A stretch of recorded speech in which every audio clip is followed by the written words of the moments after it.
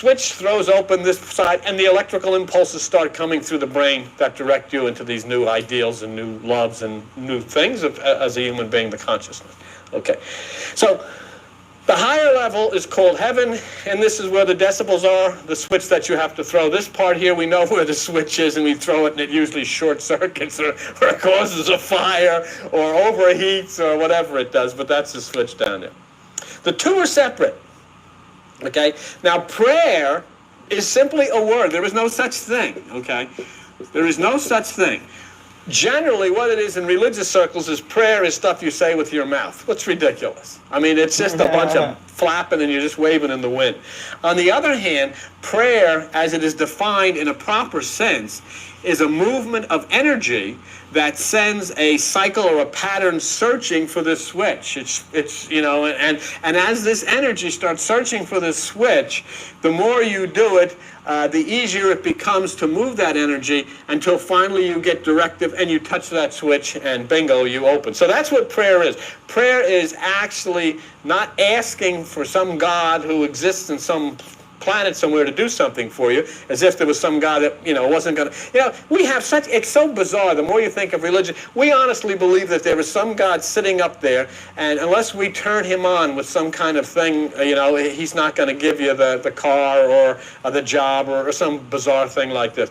And now we're learning there's a much more deeper scientific approach, okay? Let's look at it this way. Let's say, for instance, we go to the airport. There's a little airport over here in Bayville. Let's say we walk on the airport because we want to fly a plane. I don't know what your experiences are in here. I know myself, if I walk into that airport, I can get into the plane and that's the end of it. There is no way that I'm going to be able to get from here to there. How come? Because I don't know how to do it. I don't know how to do it.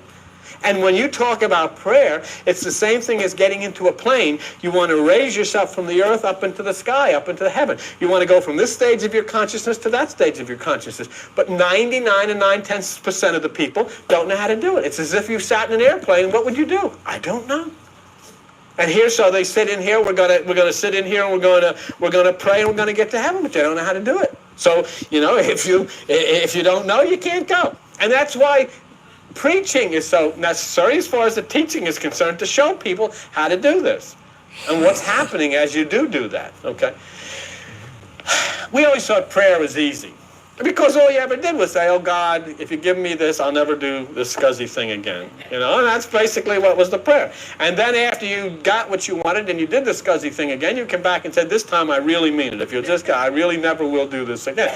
But then you went ahead and you got that, and then you forgot about it. And you just went, because, it's who you're talking to other than, cuckoos. I mean, who's listening to this kind of stuff? But, this is what we've been raised on.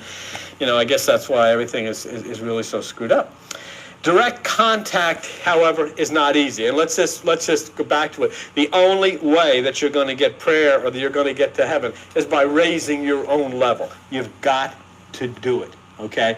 Because if the lower level and the higher level remain far apart, well, that's the end of it. There's no way you're going to get through. There are parables, there are symbolic stories in the Bible, and many of them describe what you have to do. And this is what it is. And the word is used, and this is what is told in the scriptures. If you want to get from here to there, you've got to be persistent. You've got to be persistent. You know what a lot of people